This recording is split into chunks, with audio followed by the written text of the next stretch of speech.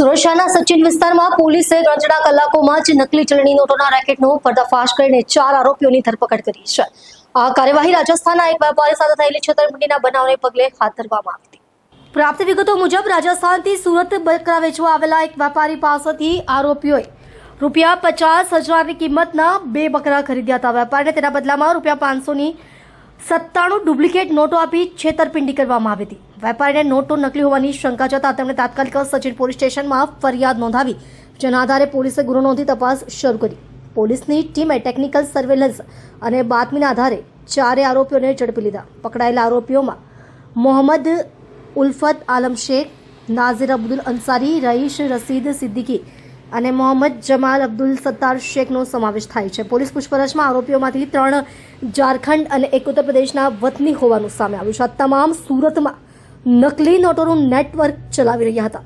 દરોડા દરમિયાન આરોપીઓએ પકડાઈ જવાના ડરથી પુરાવાનો નાશ કરવાનો પ્રયાસ કર્યો હતો। તેમણે ₹500ની 205 નકલી નોટો પાણીમાં પલાળી દીધી અને કેટલીક નોટો બાળવાનો પ્રયત્ન કર્યો હતો, પરંતુ પોલીસની સતર્કતાને કારણે આ પ્રયાસ નિષ્ફળ રહ્યો। પોલીસે આરોપીઓની પાસેથી કુલ 322 ડુપ્લિકેટ નોટો કબજે કરી છે। હાલમાં પોલીસે સઘન પૂછપરછ શરૂ કરી છે, જેમાં આ નોટો ક્યાં છાપવામાં આવતી હતી અને આ રેકેટમાં અન્ય કેટલા લોકો શામેલ છે તેની તપાસ કરવામાં આવી રહી છે। ગઈ તારીખ 17/5/2026ના રોજ સચિન પલસાના ટી પોઈન્ટ પાસે જે બકરા મંડી ભરાયેલી છે ત્યાં ફરિયાદી પોતાના વતનથી બકરા લઈને વેચાણ કરવા માટે આવેલો હતો। ફરિયાદી છે ભવરલાલ જયચંદ ભાગરિયા, અને 17 તારીખે 3 ઈસમો એની પાસે આવેલા અને એ લોકોએ 2 બકરાનો સોદો ફરિયાદી સાથે કરેલો। એક બકરાના 25,000 લેખે 50,000નો સોદો આરોપીઓએ એની સાથે કરેલો।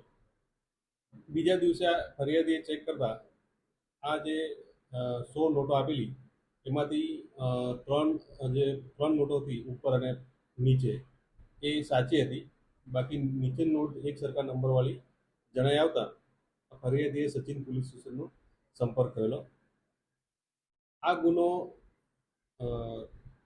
દેશ વિરુદ્ધનો ગુનો હોય, સચિન પીઆઈ તરત આમાં હરકતમાં આવેલા અને જે બનાવ છે સચિન ટી પોઈન્ટ એની આજુબાજુના સીસીટીવી ફૂટેજના આધારે આરોપીઓને ઓળખી કાઢેલા અને તુરંત 3 આરોપી મોહમ્મદ અલ્તાફ આલમ સત્તાર, નઝીર અનુલ અંસારી અને મોહમ્મદ રઈસ રશીદ સિદ્દીકી તેઓને પ્રથમ ઓળખ કરવામાં આવેલી અને તેઓને ડિટેન કરવામાં આવેલા અને તુરંત કાર્યવાહી કરી આ જે આરોપીઓના જે ગોડાઉન છે ત્યાંથી પણ ડુપ્લિકેટ નોટો રિકવર કરવામાં આવેલ છે।